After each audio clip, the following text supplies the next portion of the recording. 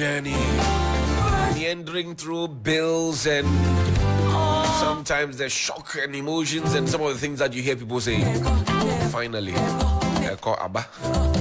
affirmative action law.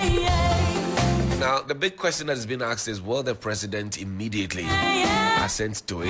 And then what will the implementation process be? Let's get into the detail. What does the law really say? I'm sure that women are happy. Everybody is happy. Gender activists are excited.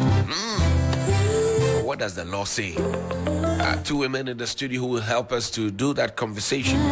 But first, Helen will guide us through what the preamble of the law says. Helen, what do you have? All right. Well, this is the Affirmative Action Gender Equality Act 2024, an act to provide for affirmative action for gender equality in the public and private sectors and for related purposes, passed by Parliament. Principles of gender equality and equity. Object of the Act. 1. The object of this Act is to ensure the achievement of gender equality in the political, social, economic, educational, and cultural spheres of the society. 2. The implementation of this Act and the achievement of the targets shall be progressive and subject to evaluation in accordance with the first schedule. Now, redressing gender imbalance. 2. The government shall promote policies and programs to redress the political, social, economic, and educational gender imbalance in the public and private sectors. And then you've got the directive principle. Shall I go on? It goes on quite a bit. So we'll get into that as we progress. But we have Deborah Tayo Akakpo. She's a programs manager, Gender Studies and Human Rights Documentation Center, and a member of the Affirmative Action Bill Coalition. Also with her is Jacqueline Cheba, for programs manager, programs officer of Abantu for Development. Ladies, welcome. Good morning. Good morning. Congratulations are in order, is it not? Yes, congratulations to all women in Ghana. Right. I mean, this journey, it's been quite a very, very long one. Yes, very long. How does it feel to finally have come to the end of the tunnel where the light is? Very exciting, actually. 2011. Actually, the journey started before 2011, but then when we want to talk about documentation purposes, we say 2011, which was when the minister then, MOAC minister then, called for a panel to, look at putting together a bill that could address gender inequalities that have been identified. And so a committee was put together. And since 2011, we've been on this journey. Every government comes, and then, unfortunately, if the bill is not passed, then it means every time a new parliament comes in, we have to start the process all over again. And so, unfortunately, that is what has happened over the years, where we've had to go back, and then there has been issues of, we want inclusivity. People will come and say, we want our voices included in the bill, and then it's withdrawn, and it has to be, those amendments have to be made and all of that. So it's been a journey.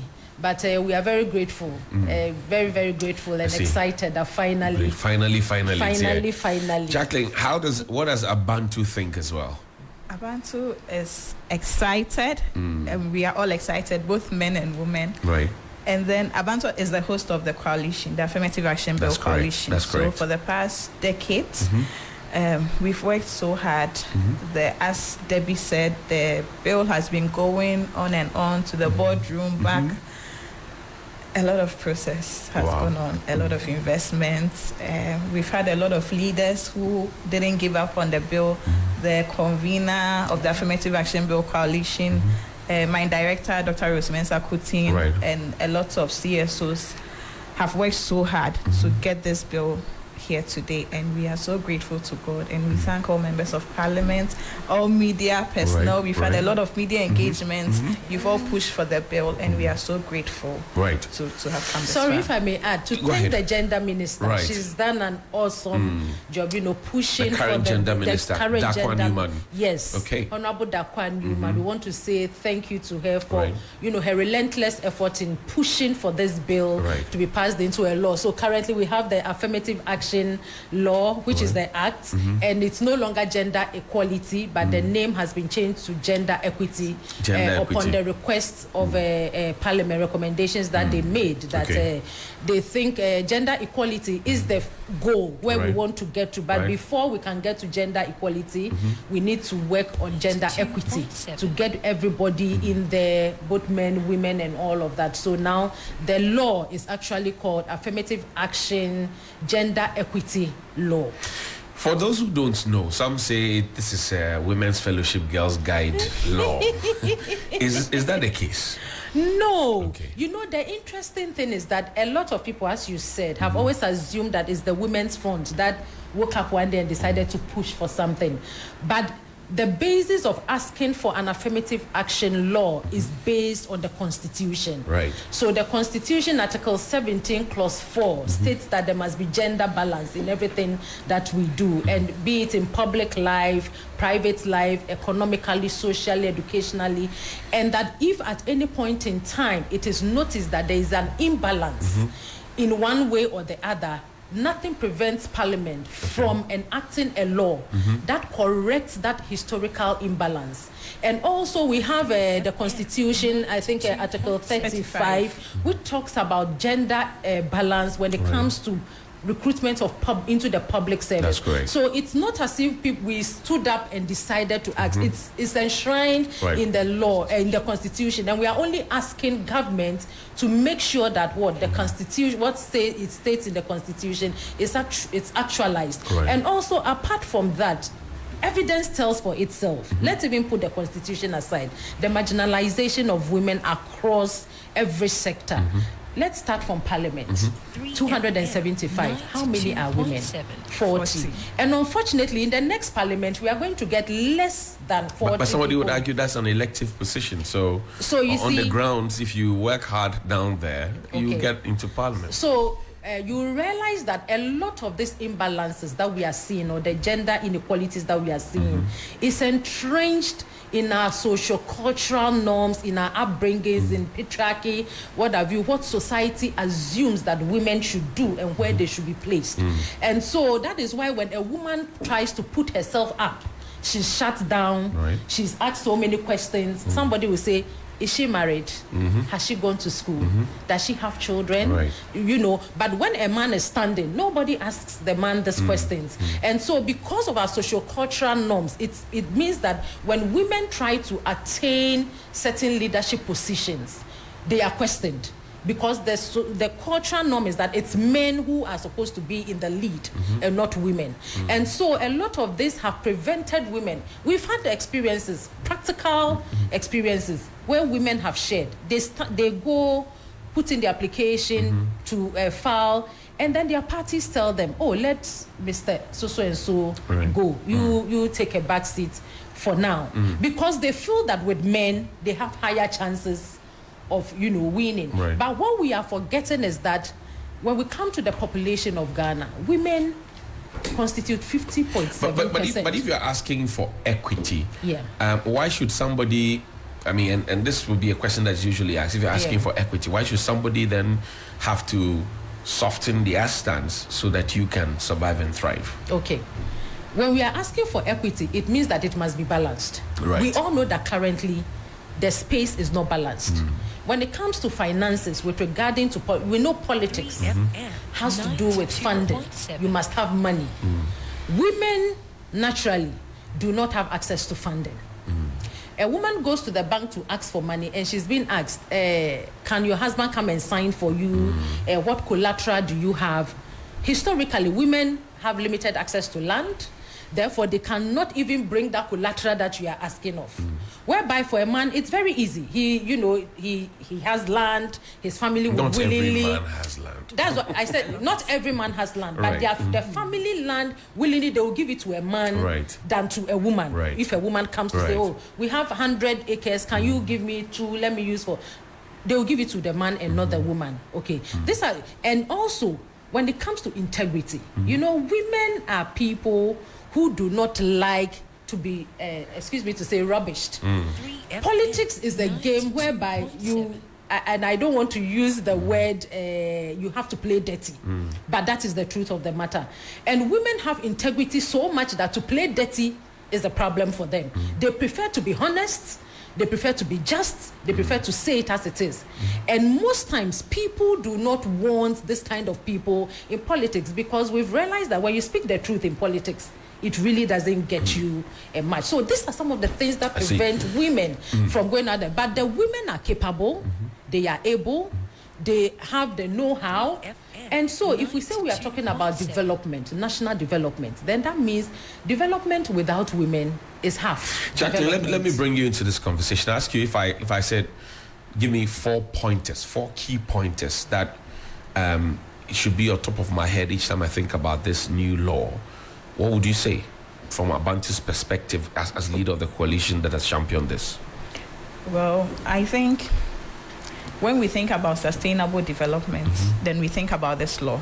Because if we want a development that is there forever, that is inclusive, that talks about social responsibilities, that talks about women, that talks about men, children, then I think we are looking at a gender balance where we have both men and female equally represented in decision-making spaces. Right. So this bill also looks at appointments in public spaces where there is gender equality when it comes to appointments. We know there are a lot of women when it comes to the public life, private sector. But are there women in these decision-making spaces? Right. No. So when we talk about this bill, we talk about appointing women in these decision-making spaces so that we can also make an impact. When you come to the household, you talk of who makes an impact at home, who really holds the house apart from the man. The woman is there to support. The woman is there to make important decisions. So this shows that when we are the community or seats are handed over to us, that means we can also do so well. And also, it is very important for this bill, the president to ascend this bill, because by 2030, Ghana has to achieve parity. We are in 2024. That means we have just 6 years to go. Have we thought of the implications that Ghana will go through when this bill is not assented? No, there are a lot of implications. So if we really want to get there and not make Ghana an observatory status, then we have to, yes, we have to assent to this bill. Status. Yes. Yeah, so let me add a bit. Allow you to wrap up her pointers so that Yes, she can... I think Yeah, You're so done. Okay. I wanted to continue from where she talked about observatory status. So the coalition last year visited the then minister, and we were informed that the International Parliamentary Committee has warned Ghana that if we do not achieve our 30%, we'll be relegated to observatory status. Observatory status meaning that we cannot contribute to discussions, deliberations that go on at the international parliamentary level. We will only be there to, listen. And even when issues are being spoken about where it concerns Ghana and all of that, we cannot make contributions. Right. And so we've been warned that we need to achieve that 30%. So it's very critical that we achieve that 30%. Also, to also let people know that the law actually is for both public and private institutions. It's not only for public institutions. Yes, so even when you read the beginning of the law, that was what it stated, that it's for both public and private. So it seems the focus seems to be on public more, because that is where a lot of critical decisions are taken when it comes to national development. But even private institutions, organizations would be mandated to ensure that when it comes to the level of decision making, they have a 30% representation. But then with this 30% representation, it's a progressive, something that we are looking at. So between now and 2026, we are expecting 30% representation. At what point do you stop? Because somebody then raises the argument that, okay, we're trying to empower women, we're trying to support them, help them, and then before you know it, it will be more women in places than men, and then the men become the marginalized. Now, that example has been made. So, for example, if you cast your mind back, our current Chief Justice is a woman. The one before her was a woman. In between, you had Enin Yeboah, but then you had Sophia Kufu, and then you had Georgina Wood. And then you go to Parliament. Parliament had his first female Speaker of Parliament, right? And then you can make mention of certain key positions in many different places. Okay. So now, some men have asked, when do we know where to stop so that the equality and equity that we're trying to create doesn't become another imbalance that men will say, okay, also give us another law that will... Where do we stop? Okay, so before I come to that, let me talk about the key elements of the bill. Okay. Actually, let me backtrack. So talking about, when it comes to the Judicial Service, we've had, women as Chief Justices. Right. Out of 27 over the years, only Right. 3 women. That alone is an imbalance. That was before you started. That was before you. So the 27 doesn't encompass when you started, but when you started talking about it, you have had at least 3 within the period, even before the law became a law. So that is woefully inadequate for a country that has had 27. And But only shouldn't you 3. be appreciative of the fact that since you started talking about it in 2011 up to 2024, within the period, you have had 3 out of the 4, right? 3 out of 27. No, Chief relax. Justices. So you started talking about this officially, as you stated, in 2011. Yeah. Between 2011 and 2024, there have been Justice Georgina Wood, there's been Sophia Kufu, and there's also Gertrude Tokon, right? You have had 3 Yeah. in this period. You should be appreciative. We are not saying we are not appreciative, but much more could be done. Much more. But that note of appreciation has not been signed off yet. Oh no! Every time we talk about it, we talk about affirmative action. Right. We appreciate, the fact that something has been done, but not enough has been done. Right. Even you made mention of the Speaker of Parliament. Yes. Parliament. Choice ban for Ghana that, has no? been having speakers since when? And so far, it's how many? Only 8 speakers. So how many have been women? Just 1. So you see that there are imbalances there. So now let me come to the key elements of the law. One of the key elements of the affirmative action law is that it's a temporary measure. It is not a permanent measure. Right. As and when we achieve the 50-50, it will be step. So just for people, and I think that is a lot of concern for a lot of people. So it's good that you Right. mentioned it. People have always wondered, is this going to be forever? All right. Is this going to be At there what for point us? do you stop? At what point? But even the law itself states that it's a temporary measure. It is not a permanent measure. As the Constitution said, when you realize a gender imbalance, enact a law to correct that imbalance. Once that imbalance is corrected, then we know that now everybody is at par. So now let's begin. We've given you the opportunity. We've given this person also the opportunity. Now let's run and see how everybody will do. And we are very much assured that once we achieve that, parity, then we wouldn't have issues of women should be given the opportunity, because the women's work would speak for itself. But I mean, I'm trying to understand. Maybe Helen, you help me with this. Is there really inequality? Johnny. Is there really inequality? I mean, look at our production team here now. Myself, Abiam, 6'2". We are the male on the production team. You are here. Mami, I say Janet will come. 3-3. The station is headed by a woman. Programs manager is a woman.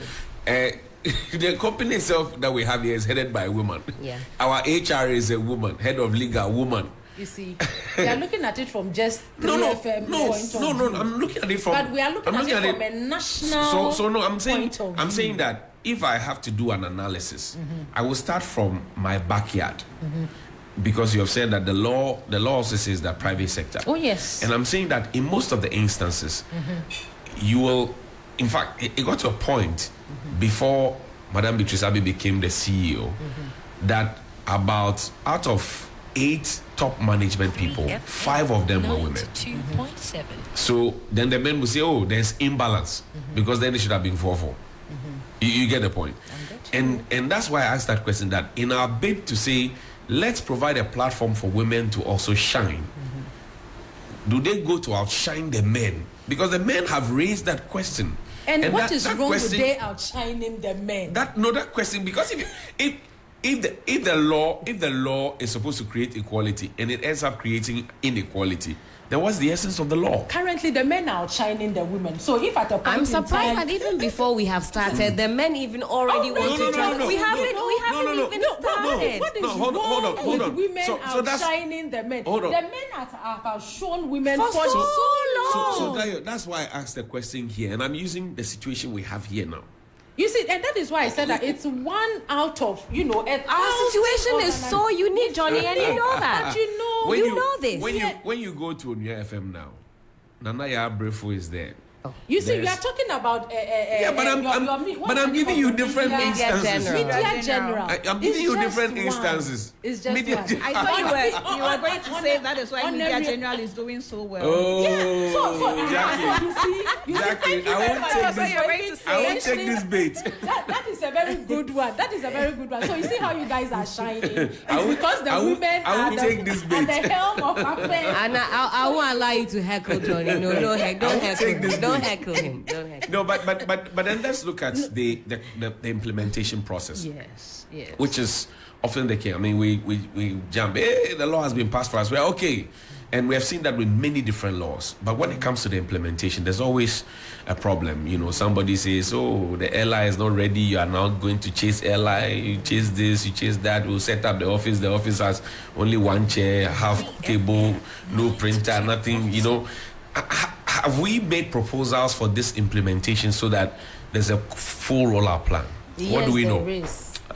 Jacqueline? Yes, there is a full rollout plan. If you look at the law, there are schedules The schedule, in it right. from 1 to 6, and every schedule, spells out what is expected. So the first schedule talks about us collecting baseline information of what is the status. We know the status, but we need to document it to show that, okay, when it comes to this sector, this is the representation. When it comes to this industry, this is the representation. Right. To have a baseline, because it is based on the baseline that you can then begin to make recommendations. Okay, for this sector, can we look at the 30% representation because these people are not accounted for in this ministry? Can we look at getting the 30% representation at decision-making levels? So that is one. That is one of it. So the schedules also spell out that there would be a committee that will be set up. And this committee would run, and ensure that whatever is entailed in the law is abided to. There will be reviews. Every 4 years, they will review what, institutions from both executive to, the private sector, what they are doing in trying to ensure that they meet the 30% representation. And as I said, the representation that we are looking for is in a progressive manner. So I started by saying that between now and 2026, we are looking at 30%. Right. Then 2027 to 2028, there should be a 35% increment. Right. Then from 2029 to 2030, we should have reached the 50-50, which is actually what the Sustainable Development Goals, spells out for us to do. The African Union, that one there is 2063, which is so quite way far. Way far off. A friend of mine, a consultant, sent me this message. Says, we love our women. We like to give them opportunities. But look at the bad example that Adwoa Safo gave to all of us. And Adwoa Safo was at the gender ministry where this bill was championed from. And I don't know what you think, but this was the minister who was at the gender ministry right before this new minister who was supposed to have championed this. And her example in the public is nothing to go by. A former deputy majority leader in parliament, former minister procurement, former minister gender, and she left her post for almost 2 years and was speaking slangs from elsewhere. They begged, she didn't come. I mean, this is an example. What do you say to this, my consultant friend? Do you see that your friend has just spoken exactly about what I said? That when women take the seat, then people begin to ask questions. How many ministers in Ghana here having run their departments well, and no one? How many ministers have left their post for 2 years? Some people have even taken ballot box and run with it. And yes, we didn't get this message. Are you from justifying this? Really? No, I'm not. But we are not justifying. For 2 years, somebody leaves the post, speaks slangs, comes back. We are not justifying the fact that she deserted her post, but we are saying that how many ministries No. Have So ministers. when you started, because this my consultant friend says that, I mean, we want to support women. I understand but that. But so the question is, I think the question was I'm going to asked come is, to that. Do you call out women who are given the opportunities who mess up? I'm going to do you come call to them that. out? How often do we call out men? That's not the question. Do you call women out? Let's use the same But yardstick. we call the men out. Let's use the same yardstick. We don't call the men out. Measure the women. You don't call the and president men. out. You see how it's very easy to immediately point out Adjoa Safo, but Adjoa Safo is just one female minister out of how many? Do you take that one example to decide and say that when women are given the opportunity, they mess up? No. But see, madam, sorry. Remember that Adjoa Safo we are talking about she was there and she didn't get the bill passed. There have been equally other gender ministers who have been But I think that you're not trying to make excuses to make the thing I'm look not good. making excuses. You see, I think honestly that if we would have a very good implementation, all right, there is. We don't need to justify some of these failings just to say, okay, because now what we're trying to do is trying to equalize. Oh, how many men have done it and don't know why women do it? When I That's a conversation started now. the conversation from that angle that as soon as a woman comes to stand, the first thing they ask, is she married? Does she have children? Does she have a house?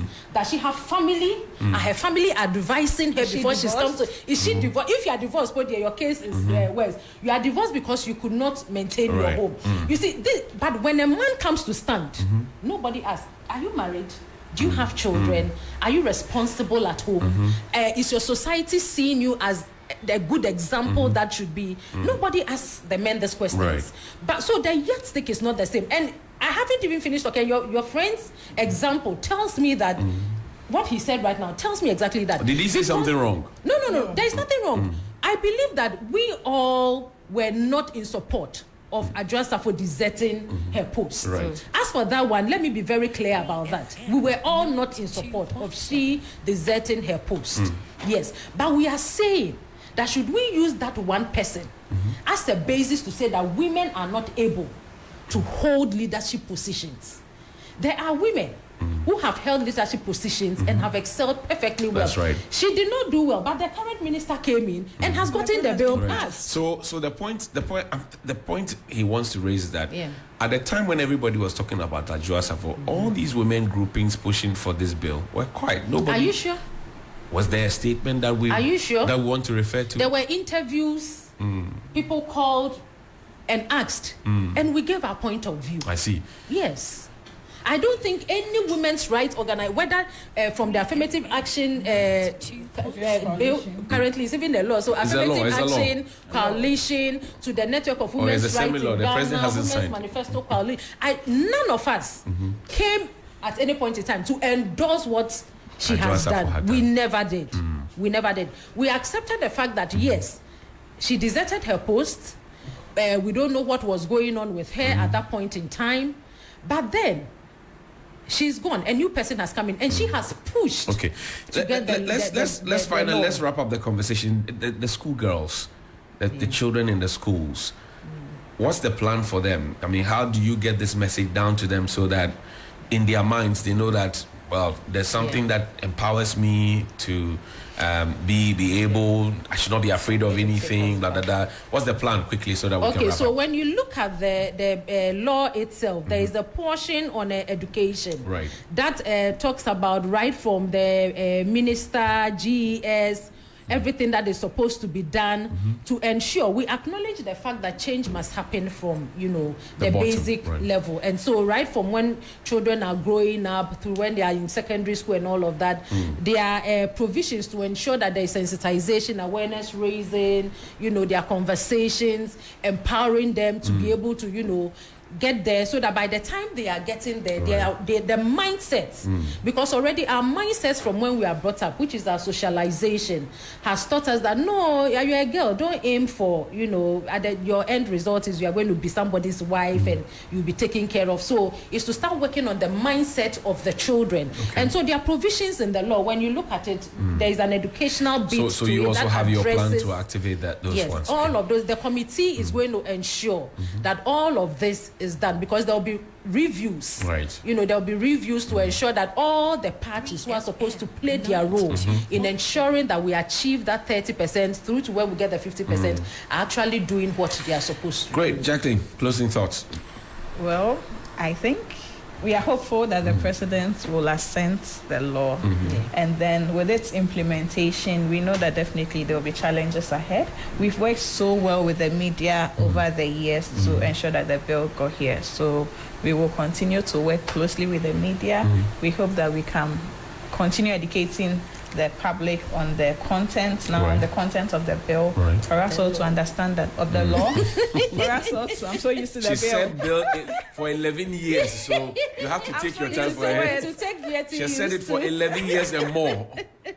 So we continue to work together to educate the entire citizenry of the law, and then for us all to understand that this is a conscious effort to ensure that there is gender balance. It is temporary, so we shouldn't be scared. Nobody is coming to take anybody's position from them. We hear you. Thank you very much. Deborah Tayo Akakpo. She's a programs manager, Gender Studies and Human Rights Documentation Center, and a member of the Affirmative Action Bill Coalition. Jacqueline Chebafor is also programs officer at Bantu for Development, the lead for the coalition. And Helen Apiampofo, my third guest this morning.